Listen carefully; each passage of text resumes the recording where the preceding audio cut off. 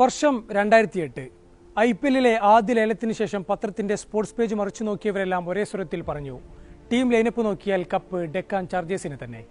അത് ശരിയുമായിരുന്നു. കാരണം വർത്തമാന ക്രിക്കറ്റിലെ ഏറ്റവും അപകടകാരികളായ 4 വൻതോക്കുകളെ ലേലത്തിൽ പിടിച്ചത് അവരായിരുന്നു. ആരൊക്കെയാണത്? ലോകത്തെ ഏതൊരു ക്രിക്കറ്റ് ടീമും കൊതിയോടെ നോക്കുന്ന ഓപ്പണർ, അതിലുപരി ക്രിക്കറ്റ് ചരിത്രത്തിലെ എക്കാലത്തെയും മികച്ച വിക്കറ്റ് കീപ്പർമാരിൽ ഒരാൾ, the one and only Adam Gilchrist. കൂടെ ബാറ്റും പന്തും ഫീൽഡും ചെയ്യാൻ റെഡിയായ മൈറ്റി ഓസ്ട്രേലിയയുടെ നെടുന്തൂൺ ആൻഡ്രൂ സൈമൺസ്. വേണ്ടി വന്നാൽ 400 റൺസും ചേസ് ചെയ്യാൻ ത്രാണിയുള്ള ഒരു ഓവറിലെ 6 പന്തും സിക്സർ അടിക്കാൻ കെൽപ്പുള്ള ഹെർഷൽ ഗീബ്സ്. 2020 ക്രിക്കറ്റ് വരും മുമ്പേ മൈതാനങ്ങളിൽ അത് നടപ്പാക്കിയ ഷാഹിദ് അഫ്രീഡി.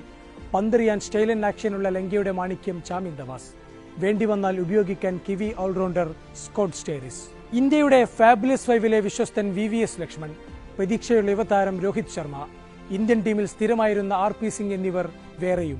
പ്രതിഭകളുടെ കാര്യത്തിൽ മറ്റൊരു ടീമിനുമില്ലാത്ത ധാരാളിത്തം അവർക്കുണ്ടായിരുന്നു. പക്ഷേ IPL രാവുകൾക്ക് തുടക്കമായതോടെ കഥ മാറി. ഐക്കൺ പ്ലെയർ സ്ഥാനം വേണ്ടെന്ന് പറഞ്ഞെങ്കിലും ലക്ഷ്മണായിരുന്നു ക്യാപ്റ്റൻ തൊപ്പി അണിഞ്ഞത്. പക്ഷേ ടെസ്റ്റിൽ വെരി സ്പെഷ്യലായ ലക്ഷ്മണിന് പുതിയ ഫോർമാറ്റിനോട് പൊരുത്തപ്പെടാനായില്ല. ആദ്യത്തെ 3 മത്സരങ്ങളും പരാജയപ്പെട്ടാണ് അവർ സീസൺ തുടങ്ങിയത്. ആദ്യ മത്സരത്തിൽ കൊൽക്കത്തയോടും 2ാം മത്സരത്തിൽ ഡൽഹി ഡെയർ ഡെവിൾസിനോടും അവർ തോറ്റു. പക്ഷേ 3ാം മത്സരത്തിൽ ആൻഡ്രൂ സൈമൺസ് തന്റെ വിശ്വരൂപം കാണിച്ചു.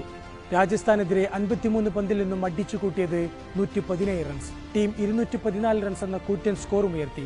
പക്ഷേ ഗ്രയാം സ്മിത്തും യൂസഫ് പത്താനും തിരിച്ചടിച്ചതോടെ ആ മത്സരത്തിലും പരാജയം. തൊട്ടടുത്ത മത്സരത്തിൽ അവർ മുംബൈയെ 10 വിക്കറ്റിന് തോൽപ്പിച്ചു.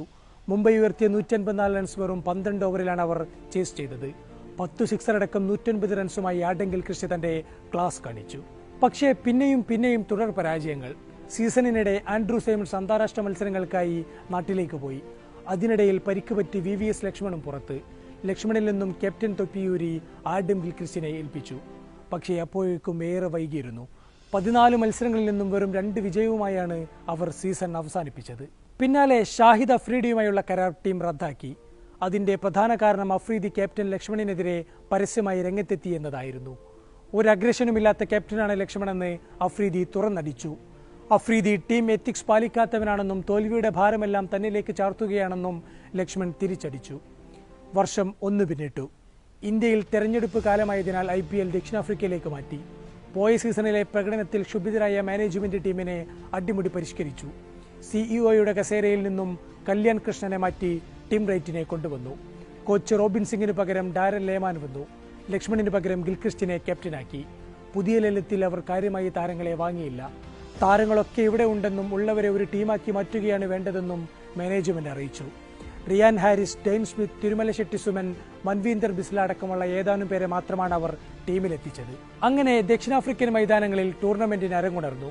ആദ്യ മത്സരത്തിൽ കൊൽക്കത്തയെ തകർത്തവർ തുടങ്ങി. പോയ സീസണിൽ ആദ്യ മത്സരം തോറ്റവരോട് തന്നെ അവർ കണക്കു തീർത്തിരിക്കുന്നു. 2ാം മത്സരത്തിൽ റോയൽ ചാലഞ്ചേഴ്സ് ബംഗളൂരുവിനെയും അവർ തോൽപ്പിച്ചു. 3ാം മത്സരത്തിൽ മുംബൈ, 4ാം മത്സരത്തിൽ കരുത്തരായ CSK എന്നിവരും അവർക്ക് മുന്നിൽ വീണു. ആദ്യ 4 മത്സരങ്ങളിലും തുടർ ജയം. പോയ സീസണിൽ കണ്ട ഡെക്കാനല്ല ഇതെന്ന് എല്ലാവരും മനസ്സിലാക്കി തുടങ്ങി. പക്ഷേ പിന്നീടങ്ങോട്ട് ടീമിന്റെ ഫോം മങ്ങി തുടങ്ങി. തുടർന്നുള്ള 3 മത്സരങ്ങളിലും പരാജയം. പിന്നീട് ജയവും തോൽവിയുമായി 14 മത്സരങ്ങളിൽ നിന്നും 14 പോയിന്റുമായി കഷ്ടിച്ച് പ്ലേ ഓഫിലേക്ക്. പഞ്ചാബിനും 14 പോയിന്റുണ്ടെങ്കിലും റൺ റേറ്റാണ് അവരെ തുണച്ചത്. നിലവിലെ ചാമ്പ്യന്മാരായ രാജസ്ഥാൻ ഉണ്ടായിരുന്നത് 13 പോയിന്റ്. 4ാം സ്ഥാനക്കാരായതുകൊണ്ട് അവർക്ക് സെമിയിൽ ഏറ്റുമുട്ടേണ്ടി വന്നത് 1ാം സ്ഥാനക്കാരായ ഡൽഹി ഡെയർ ഡെവിൾസുമായാണ്.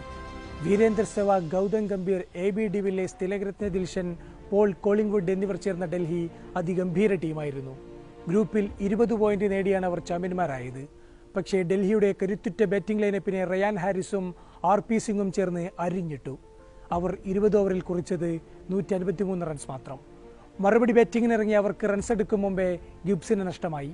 പക്ഷേ നിർണായക മത്സരങ്ങളിൽ എന്നും ഓസ്ട്രേലിയക്കായി തിളങ്ങാറുള്ള ഗില്ലി കൊടുങ്കാറ്റായി അവതരിച്ചു. ഡൽഹി ബോളർമാർ ഗില്ലിയുടെ ഇടങ്കയ്യൻ ട്രേഡ്മാർക്ക് ഷോട്ടുകളുടെ ചൂട് ശരിക്കും അറിഞ്ഞു. 35 പന്തുകളിൽ നിന്നും ഗില്ലി അടിച്ചുകൂട്ടിയത് 85 റൺസ്. അങ്ങനെ ഡെക്കാൻ ഫൈനലിലേക്ക്. ചെന്നൈയെ തോൽപ്പിച്ചെത്തിയ RCB ആയിരുന്നു ഫൈനലിൽ അവരുടെ എതിരാളികൾ. പോയ സീസണിൽ ഏറ്റവും അവസാനം ഫിനിഷ് ചെയ്ത 2 ടീമുകൾ തൊട്ടടുത്ത വർഷത്തെ ഫൈനലിൽ ഏറ്റുമുട്ടുന്നുവെന്ന കൗതുകം എല്ലാവർക്കും ഉണ്ടായിരുന്നു. അനിൽ കുംബ്ലെ എന്ന വെറ്ററൻ സ്പിന്നർ ഫൈനലിൽ എറിഞ്ഞത് IPL-ലെ തന്നെ വൺ ഓഫ് ദി ബെസ്റ്റ് സ്പെല്ലായിരുന്നു. 4 ഓവറിൽ 16 റൺസ് മാത്രം കൺസീഡ് ചെയ്ത് കുംബ്ലെ എടുത്തത് ഗിൽക്രിസ്റ്റും സൈമൺസും അടക്കമുള്ള 4 വിക്കറ്റുകൾ. ഡെക്കാൻ ആകെ കുറിച്ചത് 143 റൺസാണ്. RCB അനായാസ വിജയത്തിലേക്കെന്ന് തോന്നിച്ചു. 99-4 എന്ന നിലയിലുള്ള RCBക്ക് 35 പന്തുകളിൽ വേണ്ടത് 45 റൺസ് കൂടി മാത്രം. പക്ഷേ പ്രഗ്യാൻ ഓജയും സൈമൺസും അടക്കമുള്ള സ്ലോ ബോളർമാരെ വെച്ച് ഗിൽക്രിസ്റ്റ് അതേ നാണയത്തിൽ തിരിച്ചടിച്ചു.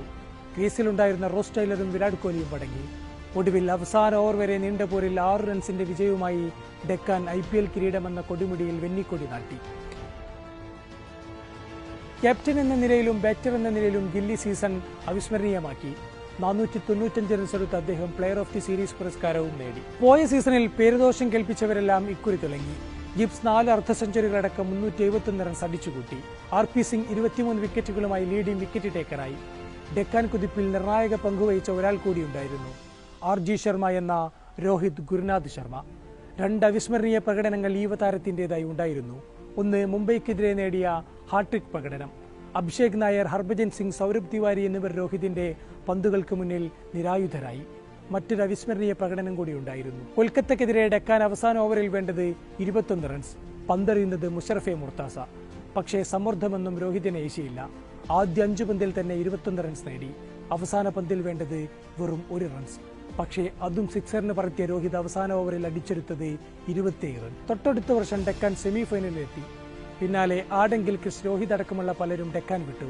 2013 ഡെക്കാനെ BCCI ടെർമിനേറ്റ് ചെയ്യുകയും ചെയ്തു. പക്ഷേ ക്രിക്കറ്റ് പ്രേമികളുടെ മനസ്സിൽ ഈ ടീമും ആ കാലവും ഒരു മനോഹര ഓർമ്മയായി ഇന്നുമുണ്ട്.